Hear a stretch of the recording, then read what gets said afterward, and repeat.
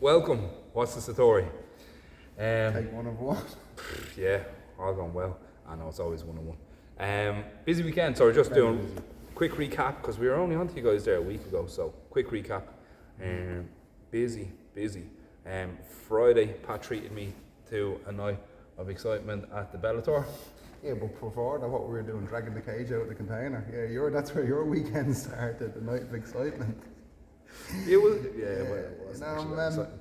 It was So good. Friday we Yeah, started. keep going, So so- Friday we got the cage set up out of the container for the MMA league on Sunday. Yeah. Then we met John and for a night of excitement. We Went in into the for- Bellator. Yeah, it was good. Bit of market research. It was nice to. It was just like I thought it was nice just to hear the crowd and stuff. It's been so long since like Yeah. when we were going in, you could hear the crowd like and Yeah. all the Irish fighters were doing their thing, and Brian Moore, I think his walkout was fairly good. I remember that being everyone standing up and all. And just it's just good to because it's good to be in and witnessing it and seeing it because it's And then get out before it gets messy. and then get out before it gets Yeah. messy. So we touched on fairly lively, and because we had a big day on Saturday. Didn't we? So John went down with Jordan. Jordan was weighing in on Saturday morning. He was fighting in Colin Maher's first show, Premier FC. Yeah, Premier FC. Yeah. Premier FC Down in Clonmel. Down Clonmel. Real good setup. Yeah. Good event. But you went with Jordan to weigh in, and me and Yanis and a couple of the younger lads and Big Des. We got the cage set up here. Just about, and then once the cage was set up here for Sunday, we hit the road, and Jamie driving. There's some amount of pieces to that cage. Like you just see cage, obviously it looks like one piece, but it doesn't come in one piece. Comes in a lot of pieces.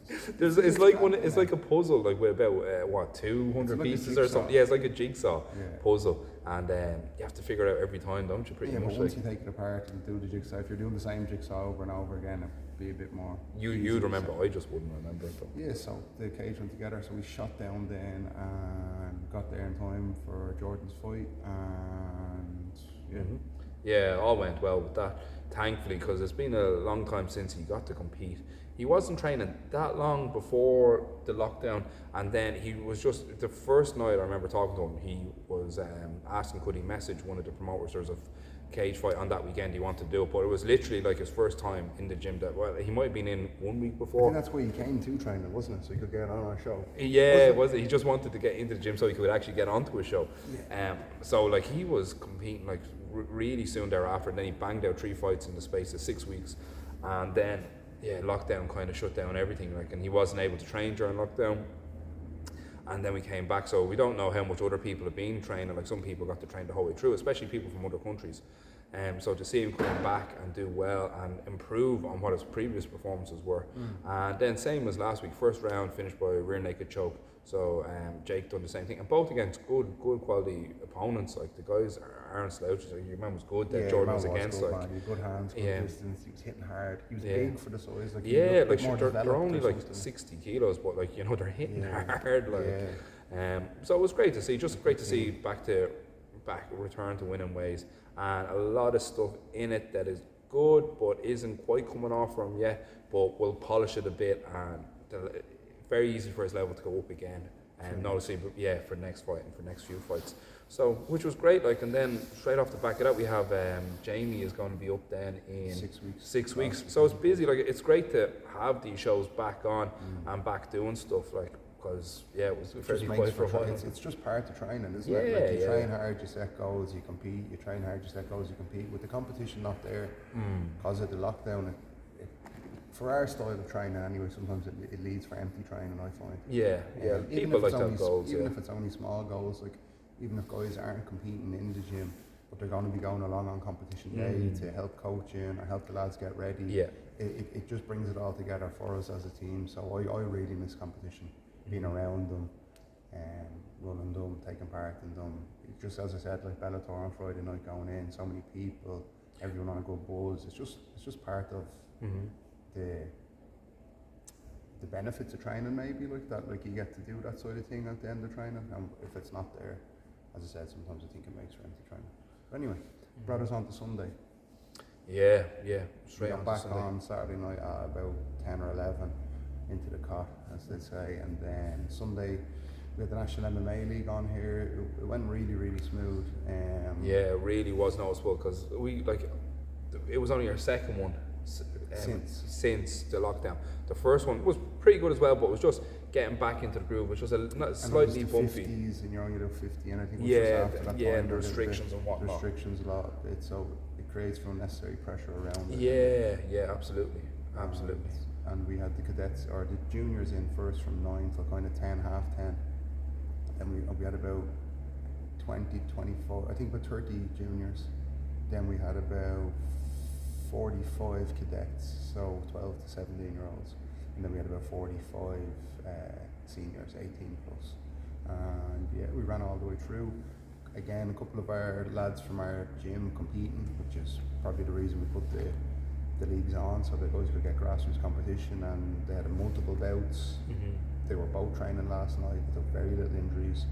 That's the thing with the whole thing, I don't think I saw any injuries at it. Yeah, we were staying on top of it, and I which think is ideal, like Pat was saying, you wouldn't even see a five-a-side match. Like, that many people partake and not getting injured, 100% you're getting an injury. Like if there's a GA match and there's 80 people, that'd be two teams, 15 aside, did you say? 4 teams, it would be if 4 GA teams are going out and playing from 9 to 6 p.m, I suppose, give or take. Like, there is going to be a fair bit in twisted knees, twisted ankles, balls, caught or whatever. So, I think it's a credit to the coaches and the competitors as well, because they're implementing. Fair enough, we're all training in a certain type of way, but then come the 3 weeks or the 4 weeks out from the competition, they're implementing the novice MMA rules in training. Yeah. So they're training for the competition, and you can see that on the day, the amount of people where I'd be bringing them in and no shots to the head, no slamming, and they just be like, yeah, sure, we're here for a bit of crack, we're here to learn. Like, to be saying that, there was very little face off where it's you're dead, this sort of stuff. It was just like, go easy, I'll go easy, you go easy, sort of thing. And it's just at the right level where they can get a good experience from it, good improvement. They're under more pressure than they would be in the gym. They're in a cage. A lot of guys don't even have a cage, and people are watching. They're getting cornered, timeless, all that. But it's below the level where people are going to get hurt, or obviously not get knocked out, or no one's getting knocked out. And you can still fight intense. There was lots of matches that was intense. One standing out was one of the lads from Alma, and the Alma coach said to me after, it's kind of was to get it off his bucket list. He was a little bit older than I think he was, I want to say 42, I could be wrong, but I think he was 42.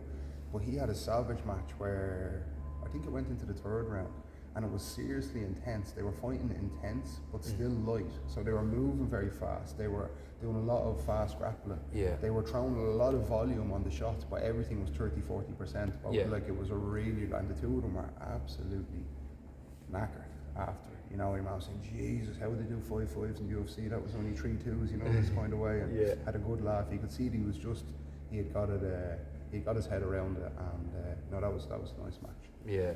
That's part of it. You haven't got that adrenaline done from going into the cage before. Then you go in and get it in a safe environment. So you're ready to go. And it is a mad thing that like we can go running and we go swimming and go jogging, and I know like when some of our lads are, when we'd be training, be going on maybe 45-50 minute runs and trying to go up bridges, down bridges, through the backfields, all the rest, trying to incorporate the MMA style, and then 1-2 minute round and the lads can't get up, and they're saying geez, I never felt like this before. I never, you almost go into a state of shock. So it's training that kind of thing. And some of the lads had to be almost carried out after 2 2-minute rounds, whereas in the gym they could do 30 2-minute rounds. That's the kind of point I'm making. So just the different atmosphere, the adrenaline running, and it's like Pat said, it's just at the right level. Whereas if you didn't have to disqualify many people, then there's people are getting the hang of it now. If you're going out there with the intent of trying to knock someone out, it'd be noticed fairly early, and you're getting disqualified. No injuries. It's kind of a funny disqualification, because we're just saying you're disqualified from this show, but you should be going to an amateur show. Yeah.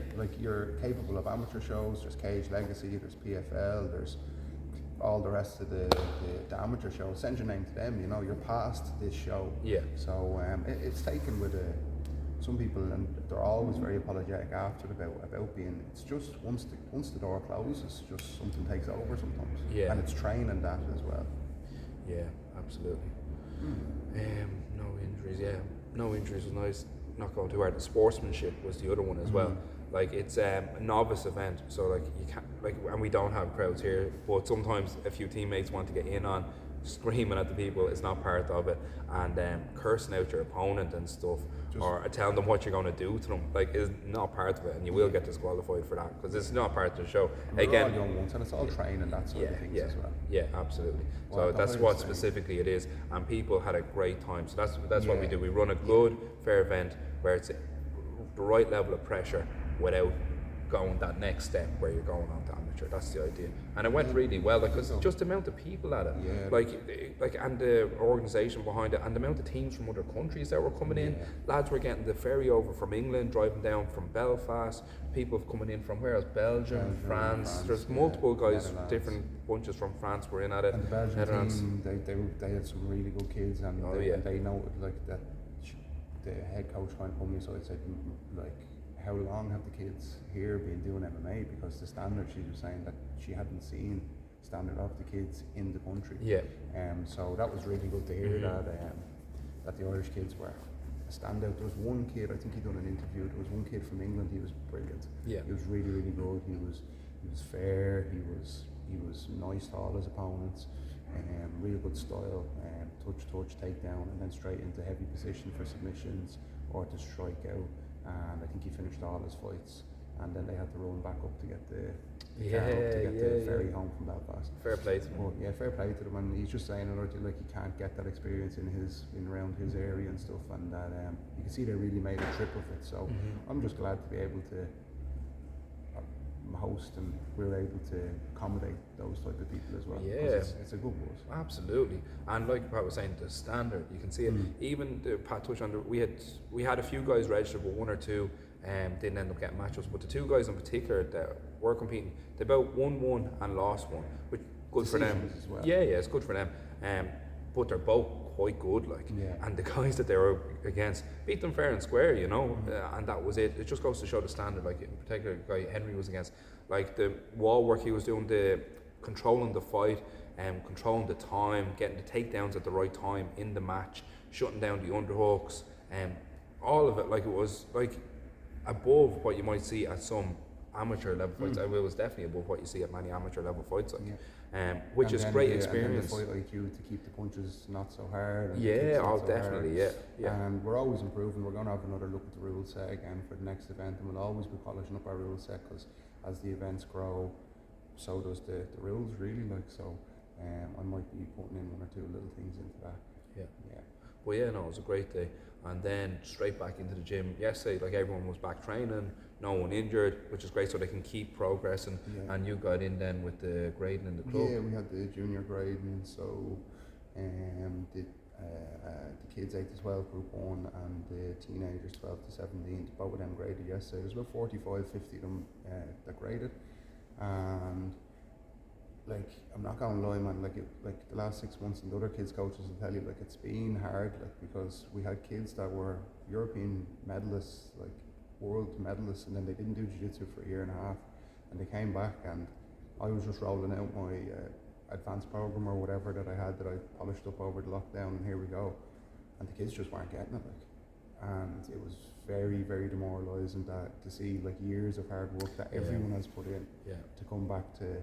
So we almost had to do a restructure of it wasn't the way I thought we were just going to come in and roll out our kids' program that we had, and it wasn't like that. We had to adjust, we had to think on our feet, we had to change it, we had to make new drills, we had to implement new drills into the training so they can try to remember stuff that because we don't have time to cover some of the stuff again because the level they're at, So it's to try get them to remember what they had been doing while learning new techniques as well to keep them stimulated.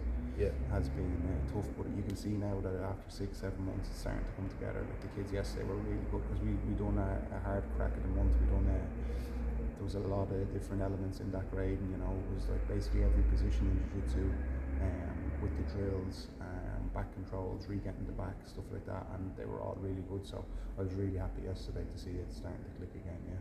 Deadly.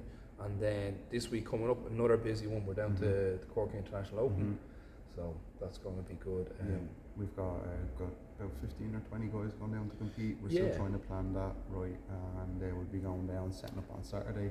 We've got staff coming in from Dublin, a couple of staff in from Cork, a couple of staff in from Tipperary, so we're all going to come together, and I'm really looking forward to it. It's going to be a challenge.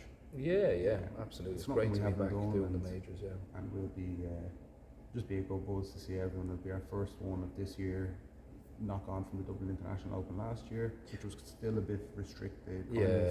This is no holds bars, everyone back, and we're heading for the registration. It's going up by the minute there, so it's going to close today at some stage.